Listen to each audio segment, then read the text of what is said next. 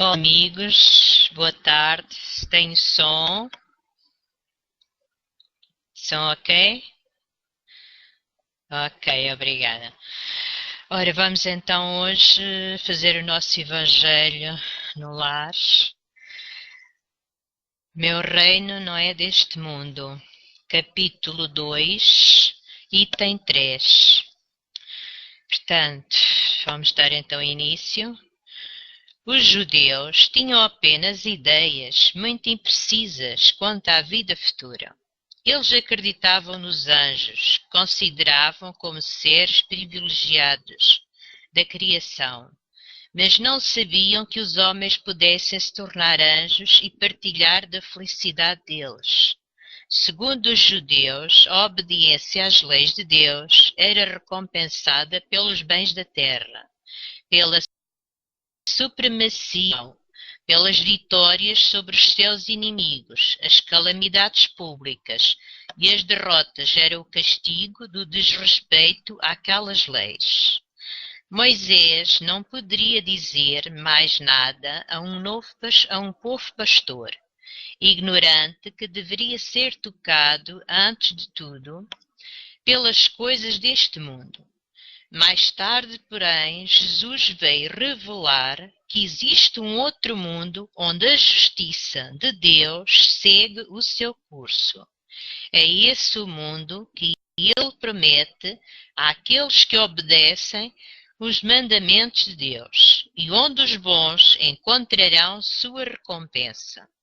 Esse mundo é o seu reino, é lá que ele está em toda a sua glória e para onde vai voltar deixando a terra. Jesus, entretanto, o seu ensino ao estado dos homens da sua época não lhes deu um esclarecimento completo, porque os deslumbraria sem esclarecê-los, porquanto eles não o compreenderiam. Jesus limitou-se a colocar, de certa forma, a vida futura como um princípio, como uma lei da natureza à qual ninguém pode escapar. Todo cristão, portanto, crê forçosamente na vida futura. Mas a ideia que muitos fazem sobre o assunto é vaga, incompleta e por isso mesmo falsa em muitos pontos. Para um grande número de pessoas é apenas uma crença sem certeza absoluta, daí a dúvida, as dúvidas e mesmo a incredulidade. O Espiritismo veio completar nesse ponto, como em muitos outros, o ensinamento do Cristo. Quando os homens estavam aptos para compreender a verdade, com o Espiritismo, a vida futura não é mais um simples artigo de fé, uma hipótese, ela é uma realidade material, demonstrada pelos factos, visto que são as testemunhas oculares que vêm a descrevê-la em todas as suas fases e peripécias, de tal maneira que não somente a dúvida não é mais possível, como a inteligência mais simples pode imaginá-la sob seu verdadeiro aspecto.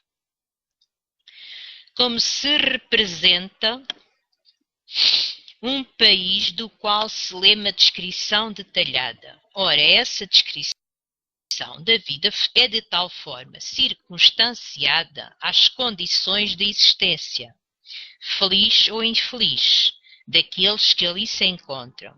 São tão racionais que se reconhece que não pode ser de forma diferente e que ela representa perfeitamente a verdadeira justiça de Deus. Portanto, aqui temos o item 3, meu reino não é deste mundo. Portanto, agora um complemento no subtítulo. O ponto de vista, capítulos 2 do Evangelho segundo o Espiritismo, Allan Kardec nos dá uma bela aula sobre a questão dos valores. Valor é o que orienta a nossa vida. Conforme a tabela de valores que adotamos, é o modo como administramos nossa vida. A pessoa que tem crença vaga, tende a seguir o ditado popular: vale mais um pássaro na mão do que dois a voar. Antes, uma expectativa duvidosa sobre a vida futura trata de gozar o presente, buscando a satisfação dos seus apetites, custe o que custar.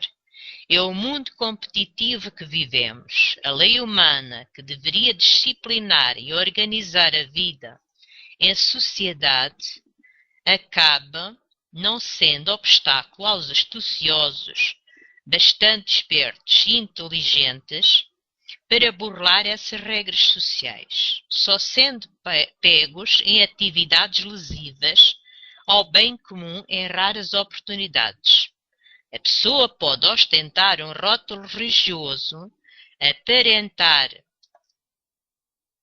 crença na imortalidade, até potência, mas a maneira como efetivamente vive demonstra a falha de sinceridade ou de convicção nessas crenças. Quem sabe que a vida continua após a morte do corpo físico e que a justiça divina, a lei de causa e efeito, e que ninguém transgride impunemente essas leis, por certo, se orientará por outra tabela de valores. Os bens do espírito, o saber e as virtudes passam a ser considerados e mesmo buscado como os bens maiores. O presente é resultado do passado, assim como no presente estamos construindo o futuro. O Criador nos dá a liberdade para escolher caminhos e nos faz responsáveis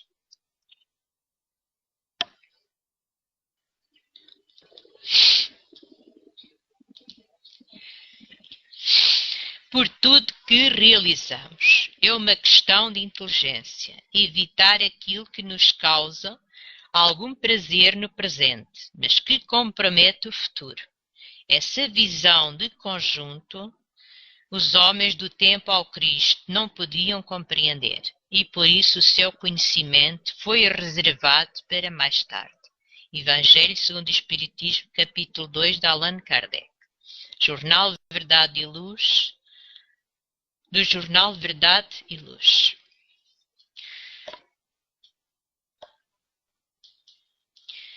Portanto, temos aqui mais, continuando. Quando nos encontramos na impossibilidade de compreender a vida que vivemos, dificilmente lembramos do bem que significa estarmos vivos nos situa sua própria vida.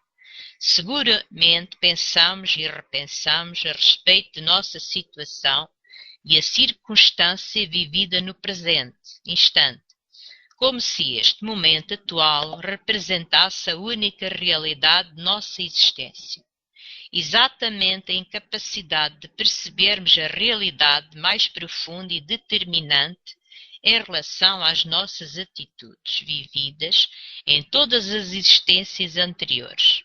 Motiva o não conseguirmos compreender que a somatória dos valores vividos está em nossas expressões e caracteres, porém é preciso também considerar todas as circunstâncias deste momento que caracterizam o que somos. Nos é determinado participar para nosso devido amadurecimento, um acordar consciente na consciência de quem somos e para que fins aqui estamos, pois esta é a nossa casa, o universo onde estamos nos pertence, é a casa do Pai. As diferentes moradas que povoam o universo circulam no espaço infinito, explicando, assim simbolicamente, que o próprio homem é infinito e eterno. De acordo a cada uma dessas moradas, poderemos identificar a qualidade potencial, evolutiva e moral de cada núcleo de habitantes. Meu reino ainda não é aqui. Aquele que pertence à verdade escuta a minha voz. Jesus se refere claramente à vida futura. meta deve atingir e a maior preocupação do homem na Terra, a vida futura. Fundamenta os preceitos morais de Jesus e pode ser considerada o eixo de seus ensinamentos. A vida futura é o ponto de mira, o facto que ilumina o caminho do homem, dando sentido e direção. É mediante essa certeza na vida futura que tudo se suporta e aceita, pois ela justifica todas as anomalias na vida terrena e está em plena conjunção com a justiça de Deus. Se não fundamentarmos nossa vida nessa compreensão, possivelmente não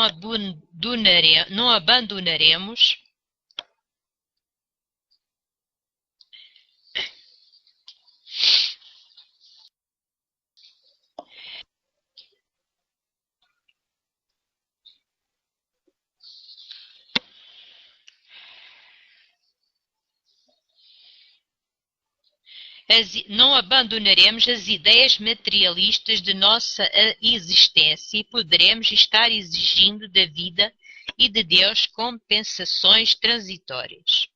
Não obstante, é necessário esclarecer que essa é uma visão de mundo arraigada em nossas concepções estreitas a respeito da realidade que nos anima.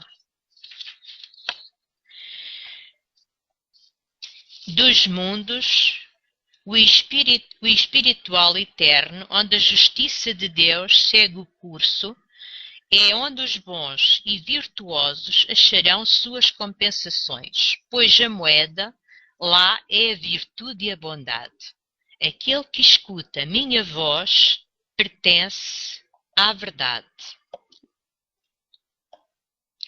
Este é o seu reino e para lá ele foi quando deixou a terra.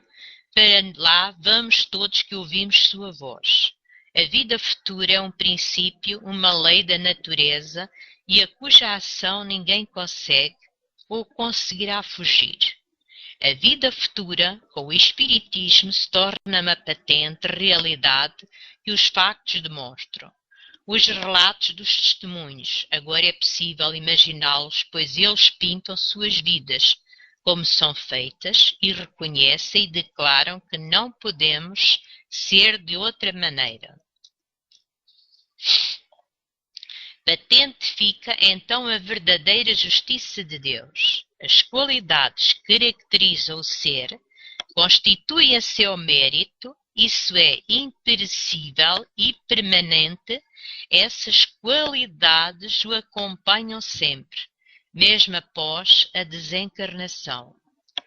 É ao que o Cristo se refere, seu reino, mas meu reino não é deste mundo. É ao que o Cristo se refere, sou rei, mas meu reino não é deste mundo. O ponto de vista, portanto, a respeito da vida futura é extremamente importante, pois aclara ideias a respeito da fé inabalável. Qual nossa visão para encarar a vida na Terra, o outro mundo referido? Se nos colocarmos na vida espiritual, sendo a mesma indefinida, a vida corpórea é uma simples passagem, um breve estádio. Sendo assim, tudo passará e devemos viver a paciência e a resignação. A morte não mais nos aterrará. Ela é agora porta de libertação. Retornar para progredir, para atingir bem-aventurança e paz. É temporária aqui nossa estadia. Devemos dar menor atenção às preocupações desta vida e maior atenção para nossa vida futura. Dirigimos então nossa atenção para aquilo que constitui nossos bens reais, conforme nossa percepção. Assim propicia a ele próprio calma e tranquilidade, ou autotortura de acordo ao que sente, conforme suas perdas. A vida futura é mais importante que a vida terrestre. não é temporário e acessível. Mas tudo isto não traria um amolecimento do caráter desse homem, de sua capacidade de trabalho e de progresso? Há que considerar nisso que todo homem procura instintivamente seu bem-estar, embora aqui por pouco tempo viverá o melhor que possa. Se algo o incomoda em sua vida, ele o retirará. O desejo de bem-estar a tudo lhe impele, é a lei da natureza. Trabalha sempre por necessidade, dever, gosto, obedece desta forma aos desígnios da providência que o colocou na terra para esse fim. Portanto, o homem que compreenda a respeito da vida futura dará a esta uma importância que diz respeito ao bem, ao correto cumprimento de suas obrigações para consigo e Deus. E, portanto, seu futuro, os insucessos terão importância de acordo a essa visão. Nada aceita ou faz que possa vir em detrimento do seu futuro da alma. Meu reino não é deste mundo, dito por Jesus, devemos aplicá-lo a nós mesmos. A vida terrestre é um elo magnífico e harmonioso na obra de nosso Pai, mas que por nossa imperfeição não conseguimos emular. Tornemo-nos harmoniosos com Ele e tudo passará a ser magnífico em nosso coração, em nosso ser. A bondade conjugará nossas existências e as de cada um de nós, de todos os seres, em todas as suas existências, de todos os seres em todos os mundos. Por fim, então, estamos na fraternidade universal, solidários de todas as partes, de um mesmo todo, mediante a aplicação constante em si próprio e com todos os seres da realidade íntima que nos acerca ao Criador. Benevolência, indulgência, abnegação, devotamento que caracterizam a presença da caridade em nós, a verdadeira túnica nupcial. A vida futura é um princípio, uma lei da natureza e a cuja ação ninguém consegue ou conseguirá fugir. O nosso estudo de hoje, meu reino não é deste mundo, vida futura. Espero que tivesse contribuído. Sil, obrigada a todos, obrigada pela presença, obrigada amigos queridos, obrigada.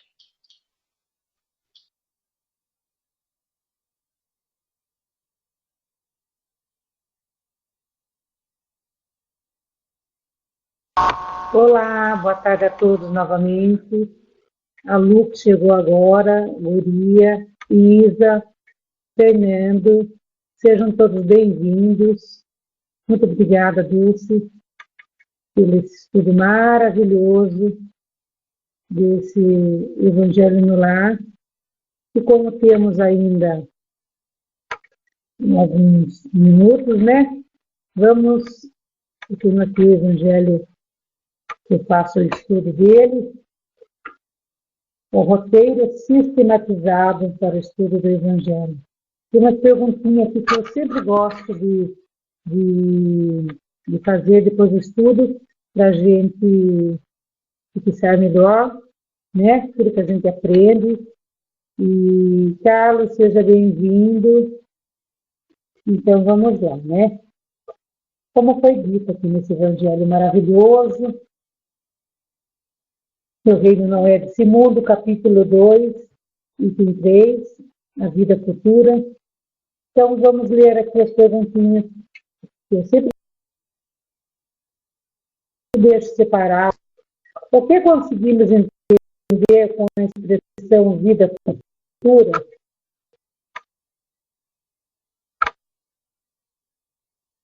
uma vida de transcendente, uma vida que transcende os limites da existência material e continua além da morte do corpo.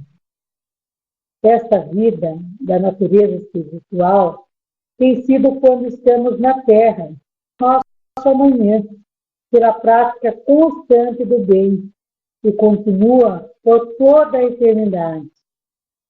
Jesus se refere à vida futura como a meta que a humanidade irá de ter como devendo constituir objeto das maiores homens na Terra. É possível compreender clara e totalmente a doutrina do Cristo sem considerar a imortalidade da alma? Não. Embora a doutrina do Cristo seja rica de conteúdo moral, facilitador da harmonia entre os homens, ela só pode ser claramente entendida e interpretada à luz da imortalidade da alma. Somente esse dogma pode explicar a existência de homens ditosos e infelizes, e mesmo assim assegurar a compreensão da misericórdia e justiça divina. A vida futura tem de ser o ponto de mira de todos os homens. Só ela explica todas as anormalidades, todas as anomalias da vida terrena, que se mostra de acordo com a justiça de Deus. Qual o grande ensinamento que Jesus nos traz nessa passagem? Ele nos traz que a certeza da vida futura, onde, de acordo com nossas ações voltadas ao bem, teremos acesso ao reino de paz e amor, por ele anunciado. O nosso futuro espiritual começa a cada dia pela prática das boas obras, do estudo, da prece, orientados pelo Evangelho de Jesus. Você vê como é importante, né? O estudo. A partir do momento que a gente começa a estudar esse Evangelho maravilhoso, sempre estamos envolvidos em prece, né? Porque todo estudo começa por uma prece, uma prece bonita, né? Que harmoniza a nossa sala, harmoniza todos que chegam, harmoniza também os nossos amigos que por algum motivo não puderam estar conosco nessa tarde, harmoniza também os desencarnados, sempre venham para estudar conosco. Então é muito importante a gente levar esse estudo a sério, tudo que a gente aprende, né? E cada vez que a gente vai lendo esse Evangelho, a nossa bagagem vai aumentando, nossa bagagem boa, né? Sempre coisas boas. Tudo que a gente lê aqui, a gente guarda para a gente. E daí a gente vai colocando em prática no nosso dia a dia. A prece, como sempre, a prece tem que ser diária, né? A gente fazer a prece para todos que necessitam.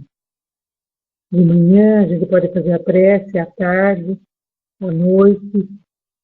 Então, sempre quando a gente está lendo o Evangelho, pega o Evangelho para ler, às vezes a gente precisa de uma opinião, algo que está nos angustiando. O que a gente faz? Uma ótima dica. Abre o Evangelho.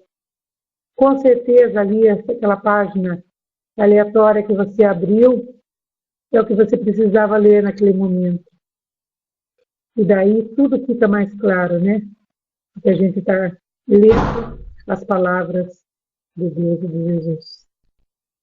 E toda vez que a gente faz uma prece, ela é como uma luz que se acende, uma luz que se clareia dentro de nós e também dentro de todos que recebem essa prece.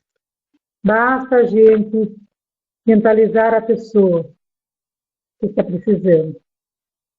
E daí, com certeza, ela recebe a prece.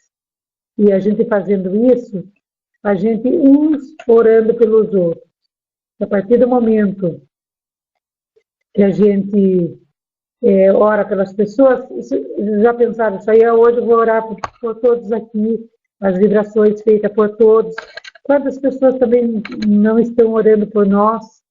Às vezes a gente não precisa nem pedir, né? A gente sente aquela paz no coração, aquele clima de amor, de paz, de tranquilidade.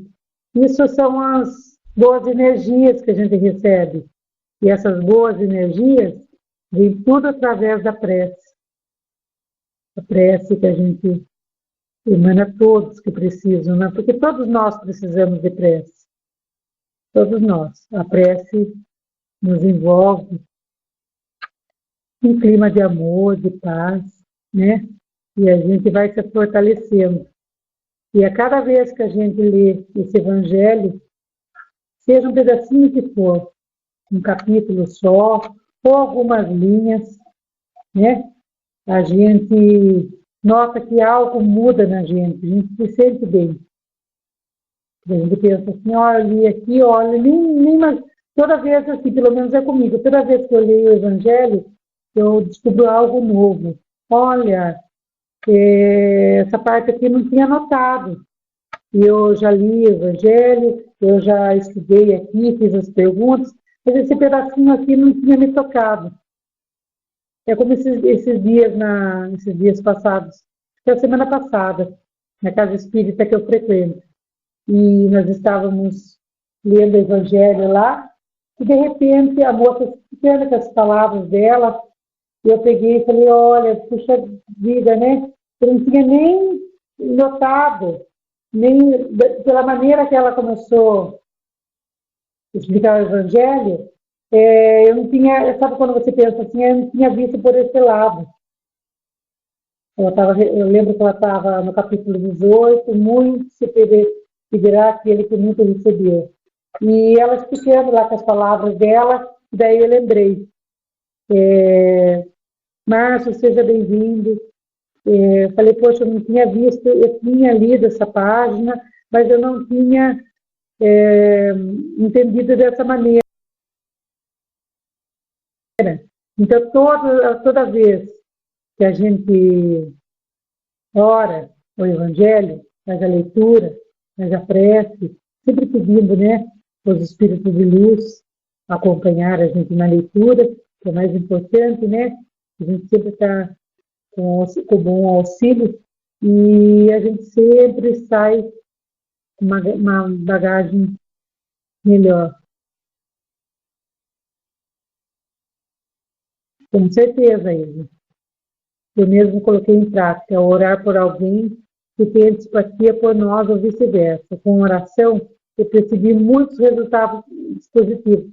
Com certeza, esses que têm as pessoas que a gente ama, é mais fácil, né? A gente rezar, porque a gente já é no automático. A gente pensa na família, pensa nos queridos, até nos entes queridos que já se foram, e é automático. Mas e daí? E os nossos desafetos? Eles também precisam de oração. Com certeza, todos precisamos, né? Então a gente tem que também fazer a prece por eles e que eles possam receber a luz, né? Que eles possam receber um pouquinho, até fazendo uma leitura do Evangelho. Esses dias estava notando uma palestra e a palestrante falava, quando fazer o Evangelho, faz uma leitura para os desafetos, faz a prece, envolve eles. Eles precisam também, né? Não é por motivo qualquer que ele é nosso desafeto. Alguma coisa aconteceu no passado, né? Então a gente tem que pensar assim, por que será que o nosso desafeto está agindo assim conosco, ou nós com ele? Então a gente tem que também envolvê-los em paz, em luz, sempre em boa vibração. A partir do momento que a gente ora por eles, onde eles estão recebendo a prece. A prece tem um poder muito forte. E a partir do momento que a gente está orando, recebendo aquela luz divina, aquele orvalho divino. A gente lembra de tantas pessoas, né? Às vezes, de até pessoas que você não está pensando na hora. Não está nem pensando naquela pessoa ali, mas daí você pega e ela vem na sua mente. Então, poxa, vamos envolvê-la também nessas preces, nessas vibrações. E é muito importante. E também, meus amigos, a gente não ter vergonha. Diocídio, seja bem-vindo. A gente não ter a vergonha de pedir para as pessoas orar pela gente, porque não é todo dia que a gente está bem. E tem dia que a gente não está bem, não está legal, porque ainda não tem problema, né? Todo mundo tem. Então, a gente pensa, hoje eu não estou bem. A gente tem que pensar assim, somos todos irmãos, né? Estamos estudando essa doutrina, somos todos irmãos, ainda temos muitos defeitos, né? Mas vamos devagarzinho melhorando. Se a gente melhorar um defeito a cada dia, já está ótimo, né? Como diz a nossa amiga fraterna, nós estamos em construção ainda. Então, a gente vai se melhorando devagarzinho. Então, quando precisar de prece, pede com um familiar, com um amigo, para quem for que precise, um desencarnado, ou pelo desafeto mesmo. Não quiser pedir, não quiser colocar na área de texto o nome, chama a gente do PVT, fala, olha, hoje estou precisando de prece para tal pessoa, essa pessoa está precisando receber essas preces, e a gente faz com muito carinho. Porque até o momento que a gente está aqui, a gente está recebendo esses bons fluidos. Então, quando a gente faz a prece, com certeza, lá também. Agora temos o canal lá que a Rô abriu, a nossa página de oração. Então, página de oração lá no Face, Unidos pela Doutrina. Vocês procurem lá que vocês vão achar fácil e coloca lá os nomes que precisam. Cássio, seja bem-vindo, boa tarde. Coloca lá os nomes e daí quando a gente for fazer a prece, a gente já envolve os nomes que estão precisando. E com certeza são muitos, né? Então, meus amigos, sendo assim, depois desse estudo maravilhoso com a nossa querida amiga Dulce, agradecendo sempre a Deus e a Jesus pelo carinho que ela teve em trazer para nós hoje essa página maravilhosa. Vamos então passar agora um momento também tão especial, é o momento das vibrações, onde vamos vibrar por todos que estão precisando. Então vamos elevar nosso pensamento a Deus e a Jesus e pedir a Ele que essas vibrações possam chegar a cada cantinho do nosso planeta, como uma luzinha piscando, em forma de amor, de paz, de carinho, de renovação, de ânimo, de conquistas para dias melhores. Envolve, Pai, todos que estão nos hospitais, os que estão nas UTIs, os que estão nas maternidades, as mamães que ganharam seus bebês, envolve também as crianças que nasceram no dia de hoje, envolve também os desencarnados que desencarnaram no dia de hoje, que todos possam receber muita paz, muita luz, envolve todos que estão doentes em suas casas, precisando de carinho, de apoio, muitas das vezes precisando de remédio, de alimentação. Todos possam receber, Pai, esse bálsamo da cura, da força, envolvendo também, Pai, todas as mães, em especial as mães que sofrem com seus filhos devido às drogas, esse mal do século.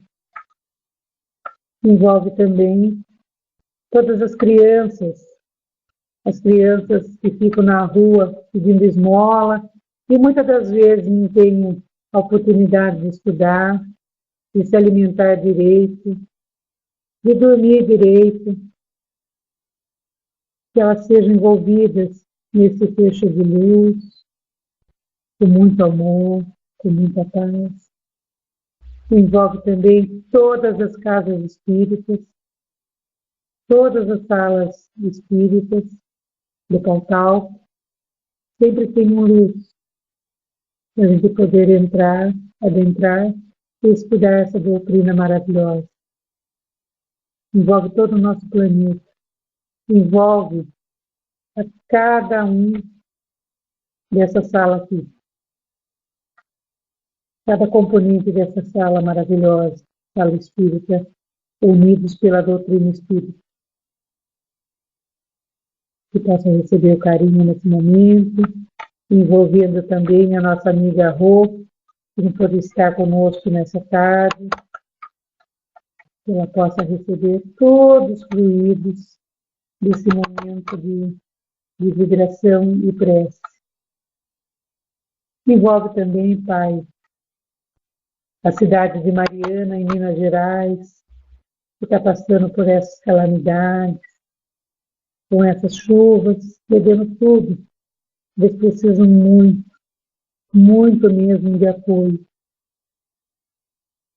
Que essas vibrações possam chegar, então, até a cidade de Mariana e como as outras cidades também que estão precisando. Envolve todos os países que estão em guerra, envolve todos que estão desanimados porque perderam seus empregos, estão passando fome. Que eles recebam esse carinho, que tenham fé, que se Deus quiser, eles vão conseguir arrumar outro emprego. Envolve também o nosso amigo Cássio, que entrou na nossa sala, está dizendo que ele é um deficiente visual, e receba também todo esse carinho que ele precisa. E sendo assim, Pai, eu peço humildemente que o Espírito de Luz venha fluidificar as nossas águas, contidas em nossos copos, em nossos filtros, em nossas garrafinhas, trazendo do laboratório divino esse remédio que aqui na Terra não temos. Que esses fluidos possam chegar até as nossas águas como uma chuva de prata, energizando-a, fluidificando-a, e conforme a nossa necessidade e o nosso merecimento, ao tomarmos dessa água com muita fé, possamos sentir a diferença. Obrigada, Pai, por mais esse Evangelho no lar. Então, pelas preces, pela leitura desse livro divino, pelas vibrações, pela fluidificação de nossas águas, e que possamos estar aqui muitas e muitas vezes em seu nome. Que assim seja, graças a Deus. Convido agora para a nossa prece de encerramento a nossa amiga da Terna, e depois eu subo para despedir de vocês. Passando, Terna. Boa tarde, muita paz a todos. Muito obrigada a você, Dulcinha, fofinha, pela grande lição que foi dada hoje do Evangelho. Que a paz esteja contigo, fofa, hoje e sempre. Prece de gratidão. Senhor, muito obrigado pelo que me destes, pelo que me dás, pelo ar, pelo pão, pela paz. Muito obrigada pela beleza que meus olhos veem no altar da natureza. Olhos que contemplam o céu cor de anil e se detêm na terra verde salpicada de flores em tonalidades mil. Pela minha faculdade de ver, pelos cegos eu quero interceder, por aqueles que vivem na escuridão e tropeçam na multidão, por eles eu oro e a Ti imploro comiseração. Pois eu sei, Senhor, que depois dessa lida, numa outra vida, eles enxergarão. Senhor, muito obrigada pelos ouvidos meus, ouvidos que ouvem o tamborilar da chuva no teleiro, a melodia no vento dos ramos do salgueiro, a dor e as lágrimas que escorrem no rosto do mundo inteiro. Ouvidos que ouvem a música do povo, que desce do morro na praça a cantar, a melodia dos imortais, que a gente ouve uma vez e não esquece nunca mais. Diante de minha capacidade de ouvir, pelos surdos eu te quero pedir, pois eu sei que depois desta dor, no teu reino de amor, eles voltarão a ouvir. Muito obrigada, Senhor, pela minha voz, mas também pela voz que canta, que ensina, que consola, pela voz que com a emoção profere uma sentida oração, pela minha capacidade de falar, pelos mudos eu te quero rogar, pois eu sei que depois dessa dor, o teu reino de amor, eles também cantarão. Muito obrigado, Senhor, pelas minhas mãos, mas também pelas mãos que aram, que semeiam, que agasalham, mãos de caridade, de solidariedade, mãos que apertam mãos de poesia, de cirurgia, de sinfonias, de psicografias, mãos que em uma noite fria cuida ou lava a louça numa pia, mãos que à beira de uma sepultura abraça alguém com ternura num momento de amargura, mãos que no seio agasalham o filho de um corpo alheio sem receio, e meus pés que me levam a caminhar sem reclamar, porque eu vejo na terra amputados, deformados, aleijados. E eu posso bailar. Por eles eu oro e a Ti imploro, porque eu sei que depois dessa expiação, numa outra situação, eles também bailarão. Por fim, Senhor, muito obrigada pelo meu lar, pois é tão maravilhoso ter um lar. Não importa se este lar é uma mansão, se é um ninho, uma casa no caminho, um bangalô, seja lá o que for. O importante é que dentro dele existe a presença da harmonia e do amor. O amor de mãe, de pai, de irmão, de um companheiro, de uma companheira, de alguém que nos dê a mão. Nem que seja a presença de um cão, porque é tão doloroso viver na solidão. Porque eu tenho a Ti. Então, muito obrigado porque eu nasci pelo Teu amor, Teu sacrifício, Tua paixão por nós. Muito obrigado, Senhor. Meus queridos amigos, que essa tarde de hoje seja uma bênção para todos vocês. Muita paz a todos. Muito amor em seus corações. E sigam sempre todas as palavras do Evangelho para que nós possamos ter a graça de ter o Senhor em nós. Obrigada, paz para todos.